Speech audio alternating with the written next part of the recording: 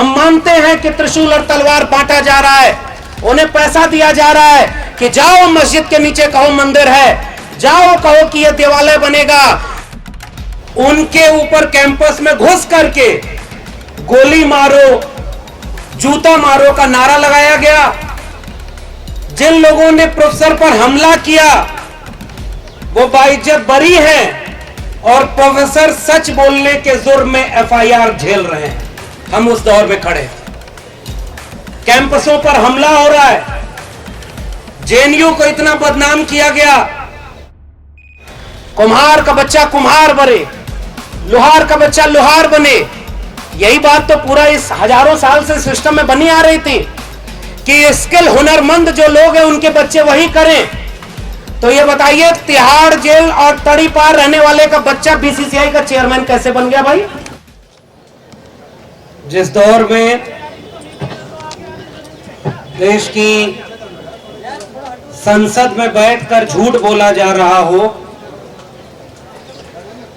आम आवाम के खिलाफ नीतियां बनाई जा रही हो, उस दौर में जागरूक नागरिकों की जिम्मेदारी है कि वो समानांतर संसद लगाएं। इसलिए इस छात्र संसद में आए हुए सभी क्रांतिकारी साथियों को मेरा जय भीम, जय मंडल, इंकलाब जिंदाबाद है। झूठ के दौर में, त्रिशूल और तलवार के दौर में हम कलम और किताब बचाने की लड़ाई के लिए यहां इकट्ठे हुए हैं। जिस दौर में संविधान के खिलाफ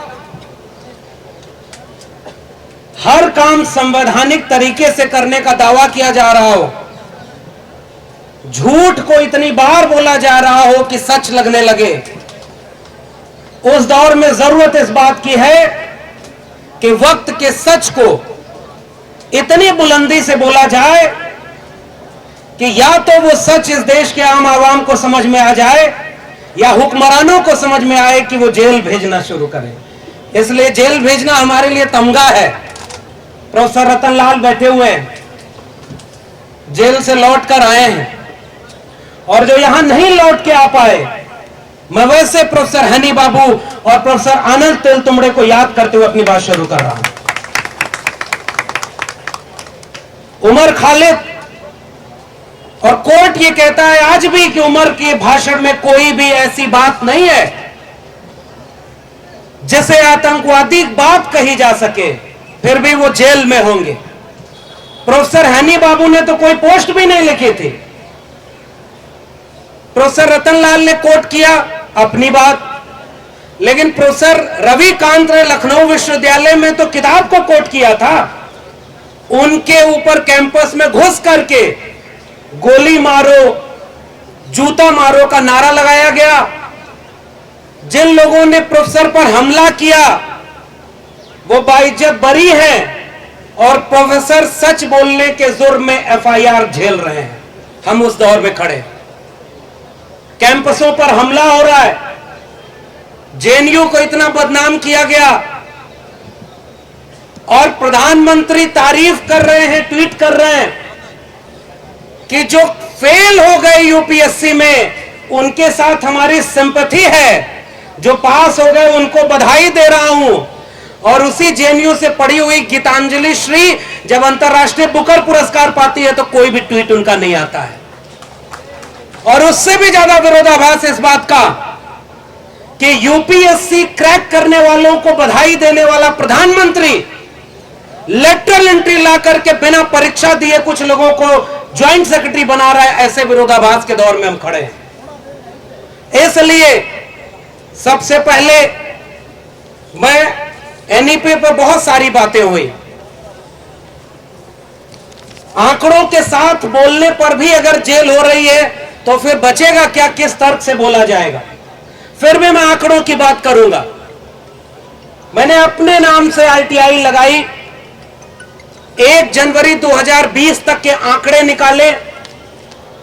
देश भर के 45 केंद्रीय विश्वविद्यालयों में कितने प्रोफेसर हैं, असिस्टेंट, एसोसिएट और प्रोफेसर की रैंक पर कितनी सैंक्शन पोस्ट है, कितनी वैकेंट है। तो मेरे सामने जो आंकड़े आए मैंने उसका कंक्लूजन निकाला। तो इस देश में 1 जनवरी 2020 तक लगभग 83% प्रोफेसर, 82.82 शेड्यूल कास्ट के प्रोफेसर की पोस्ट वैकेंट है यानी खाली है। 93.98% शेड्यूल ट्राइब की पोस्ट प्रोफेसर की खाली है। 96.65% प्रोफेसर की पोस्ट ओबीसी की खाली है। 85.71% पोस्ट पीडब्ल्यूडी यानी विशेष रूप से सक्षम लोगों की पोस्ट खाली है।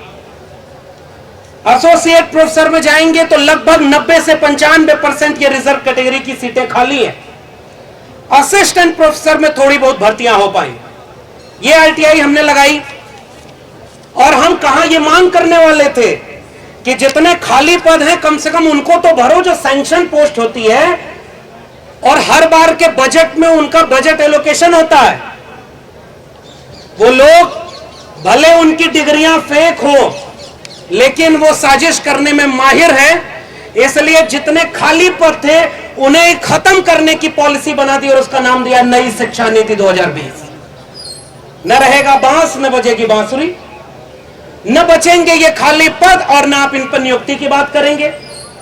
और ये बात मैं बोल रहा हूं, मतलब जो आज भी दिल्ली विश्वविद्यालय में ठेके पर प्रोफेसर हूं, एडहॉक टीचर। देश भर के लोग समझते हैं कि दिल्ली विश्वविद्यालय में प्रोफेसर है और मुझे पता है कि जितना बोल रहे हो उसका खामियाजा क्या भुगतना पड़ेगा। जब प्रोफेसर छोड़िए वाइस चांसलर और प्रिंसिपल झंडे वालान से तय हो रहे हो, वो हमारे आप को देख करके, जब कुलपति ही विचारधारा देखकर बनाए जा रहे हैं तो नियुक्तियां किस आधार पर होंगी, इसके बारे में और कुछ कहने की जरूरत नहीं। लेकिन जब हम बात करेंगे भगत सिंह और अंबेडकर की, जब हम बात करेंगे शिक्षा की, जब हम बात करेंगे संविधान की, तो मुझे लगता है इन सब का तकाजा यह है कि बिना डरे इस बात के लिए सच बोला जाए कि आपकी नौकरी रहेगी या जाएगी, आप कल को प्रोफेसर बचेंगे या नहीं बचेंगे। इससे ज्यादा बड़ी बात यह है कि कल को भारत का संविधान बचेगा या नहीं बचेगा। हम तो पढ़ लिख करके यहां तक आ गए, 300 रुपया फीस थी इलाहाबाद विश्वविद्यालय की, 5000 रुपए में पूरी पीएचडी कर डाले दिल्ली विश्वविद्यालय से, तब जाकर के हम यहां खड़े हो गए और 12 साल से एडहॉक प्रोफेसर, ठेके पर प्रोफेसर बने।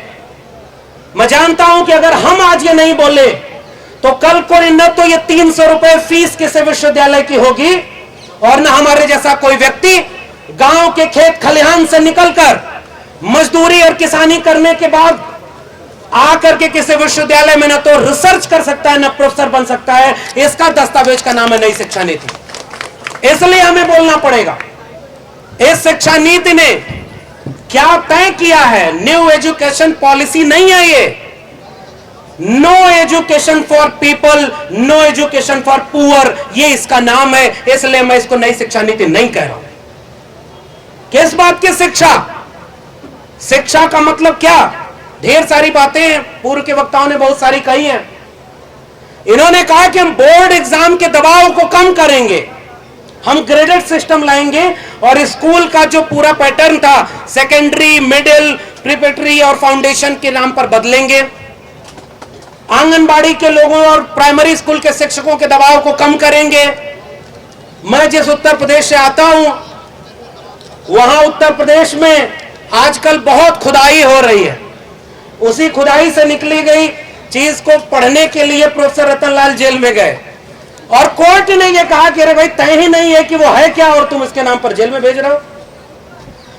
उस प्रदेश में शिक्षा के हाल यह है कि एक नई पॉलिसी बनाई गई है। एक तो प्राइमरी स्कूल के मास्टर को समय पर सैलरी नहीं दी जाएगी और उत्तर प्रदेश में प्राइमरी स्कूल का मास्टर पढ़ाए न, इस बात को सुनिश्चित करने के लिए इतना काम उसके ऊपर दे दिया गया है।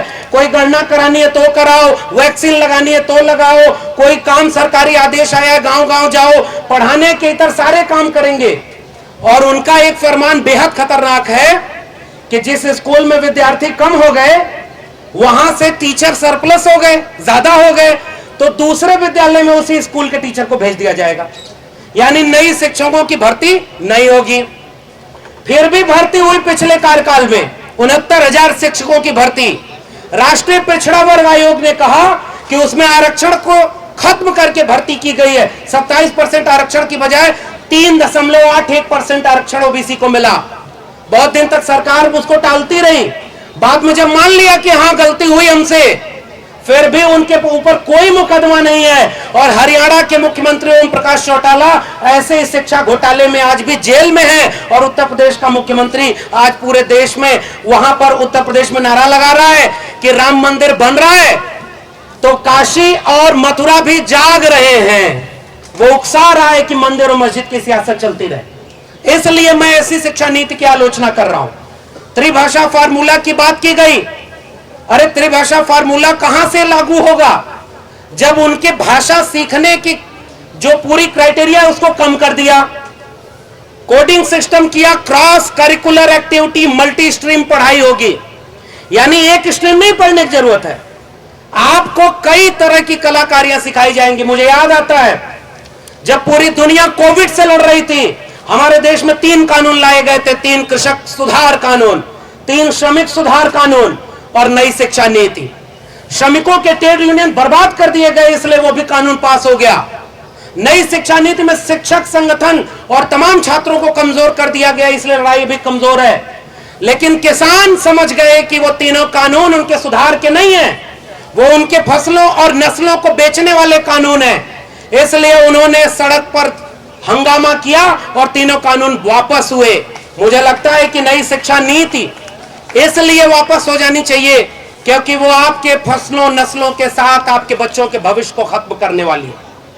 मैं एक आंकड़ा पेश करके, चूंकि वक्त नहीं है, मैं अपनी बात खत्म करूंगा।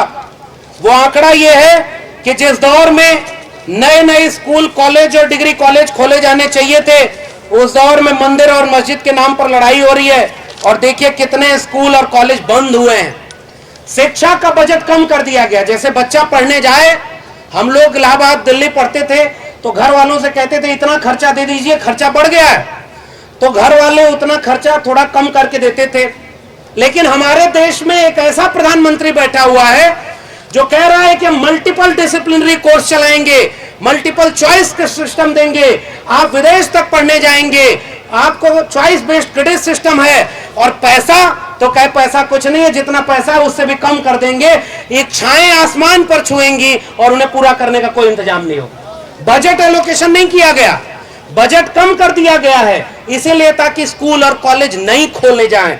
और वो जो पूरा बोर्ड ऑफ गवर्नर्स का मामला है, एजुकेशन के लिए लोन का सिस्टम है कि लोन लीजिए और पढ़ाई करिए। मैं उस आंकड़े का निचोड़ बता रहा हूं। 2019 तक टेक्निकल रिसर्च इंस्टीट्यूट ने आंकड़े दिया, लगभग 17,000 टेक्निकल कोर्सेज के इंस्टीट्यूशन बंद किए जा चुके हैं और हर राज्य में स्कूल और कॉलेज बंद किए जा रहे हैं। अब ये बंद हो जाएगा। और प्रधानमंत्री ने ये बात भी बोली थी, आखिरी बात बोल के अपनी बात खत्म करूंगा। जब इस नई शिक्षा नीति को प्रेस कॉन्फ्रेंस के जरिए कोविड में वो इंप्लीमेंट कर रहे थे, तो उन्होंने प्रेस कॉन्फ्रेंस में बोला हम स्किल डेवलप करना चाहते हैं, कुम्हार का बच्चा कुम्हार बने, लोहार का बच्चा लोहार बने। यही बात तो पूरा इस हजारों साल से सिस्टम में बनी आ रही थी कि स्किल हुनरमंद जो लोग हैं उनके बच्चे वही करें।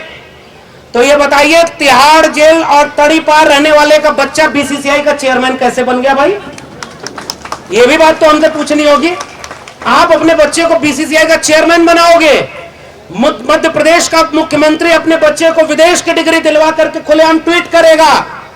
पिछला जो शिक्षा मंत्री था वो प्रेस कॉन्फ्रेंस करके कहेगा कि आप वेदों में खोजो विज्ञान कहां है, आपको नए विज्ञान की जरूरत नहीं है। तो गाय गोबर गौमूत्र में विज्ञान इसीलिए खोजवाया जा रहा है ताकि आपके बच्चे जो पढ़ करके उनसे सवाल कर रहे हैं वो न करें और पीढ़ी दर पीढ़ी कुम्हार लोहार बढ़ई नाई मोची मल्ला निषाद इन जातियों के लोग जो पुश्तैनी पेशे में थे वो वापस उसी पुश्तैनी पेशे में चले जाएं, वो डॉक्टर इंजीनियर वकील प्रोफेसर जज न बन पाए। इस दस्तावेज का नाम है नई शिक्षा नीति।